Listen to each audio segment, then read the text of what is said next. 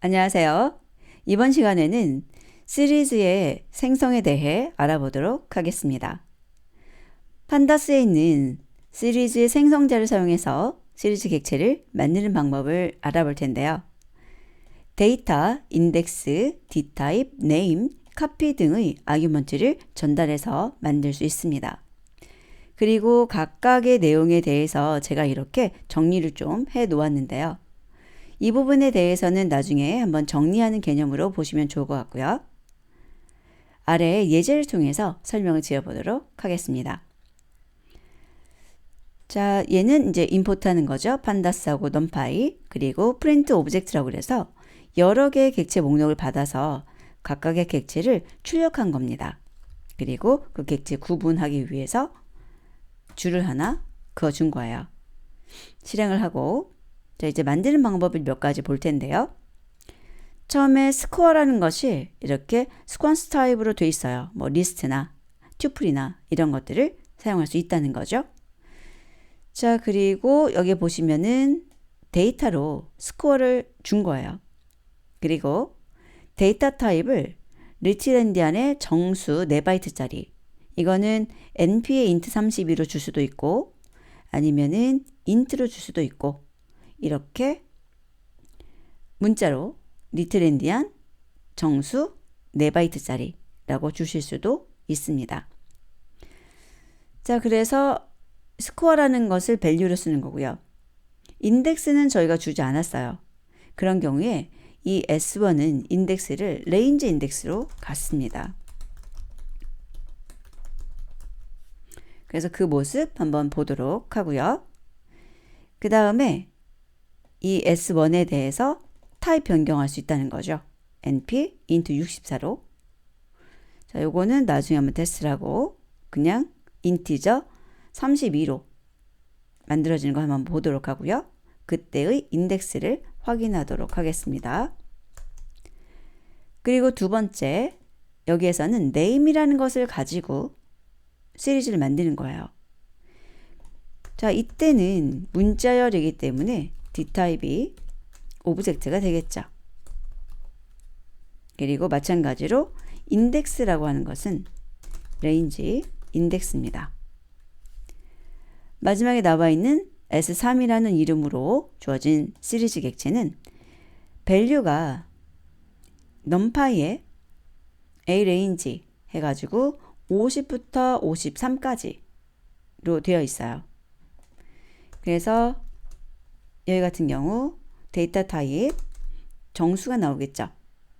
그래서 d타입은 int 64 정도 될 거고요. 그 다음에 인덱스는 동일하게 range index가 사용이 될 겁니다. 실행을 해서 확인을 해 볼게요. 자, 보시면은 얘는 int 32, 그 다음에 얘는 오브젝트 타입, 그리고 마지막은 int 64인 거 확인할 수가 있고요. 인덱스는 모두 다 동일하게 레인지 인덱스가 적용된 것을 볼 수 있습니다. 그래서 시리즈라고 한다면 여러분들이 관심을 주셔야 되는 것이 밸류도 있지만 인덱스는 무엇이고 그 데이터 타입은 무엇일까? 이 세 가지 정도는 반드시 알고 있어야 그 시리즈 객체를 활용할 수가 있다는 거죠. 그래서 values, index, 데이터 타입 가장 필수적인 요소로만 만들어 보았고요. 자, 그 다음에 나오는 거는 똑같이 스코어하고 네임이 있는데요. 시리즈를 만드는데 스코어라는 것을 데이터, 즉 values로 사용을 하고 인덱스를 주었어요. 그래서 인덱스를 네임으로 주었습니다. 그리고 여기 네임이라는 것은 이 시리즈의 이름이에요. 시리즈의 이름을 스코어라고 준 것이죠. 그리고 S2는 np의 랜덤 사용해서 랜드인트 70부터 90 사이에 4개의 정수를 난수로 가져오라는 거죠. 그리고 인덱스를 이 시리즈 1번에 인덱스하고 동일하게 적용시켜라 라고 되어 있는 것으로서 김윤, 초이, 박 이런 것들이 인덱스가 되겠죠. 그리고 별도로 네임을 주지는 않았습니다. 자, 이렇게 네임을 주지 않은 경우 이렇게 별도로 또 주실 수가 있는데 이 부분은 또 잠시 후에 살펴보도록 하고 기본적인 모습만 보도록 할게요. 그래서 여기서는 value, 그 다음에 index 준 것이에요. 그래서 value가 여기는 int 64 되겠죠. 실행을 해서 보면 인덱스가 설정되어 있는 것을 볼 수가 있고요. 그 다음에 S1은 name을 또 가지고 있고 그때 데이터 타입 int 64인 거 확인할 수 있습니다. 그리고 S2 이름은 없고 데이터 타입이 int 64죠. 이때 여러분께서 이름을 주고 싶다. 그러면 S2에다가 name 해가지고 이렇게 이름 주실 수가 있고요. 만약에 인덱스가 변경하고 싶다. 그러면 s2.index 해서 내가 원하는 인덱스를 만들어 주시면 돼요. 그런데 주의할 것이 무엇이냐면 길이가 같아야 돼요. 지금 길이가 4개의 행으로 이루어졌으니까요. 여기 뭐 행 개념이라면 좀 그렇지만 4개의 값으로 이루어져 있기 때문에 그 길이 정보를 이용해서 레인지 인덱스 만들어서 적용을 해봤습니다. 다시 한번 실행을 하면 S2가 여기 레인지 인덱스로 변경된 거 볼 수 있고요. 이름도 지정된 것을 볼 수 있습니다. 자, 이번에는 딕셔너리를 사용해 보도록 하죠. 스코어 있고 네임 동일하고요.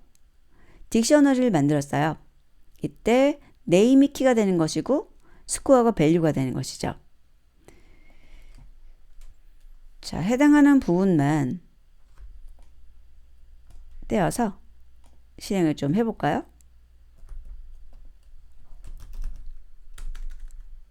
my 데이터라는 것이 어떤 모습의 딕셔너리인지 보려고 하는 거예요.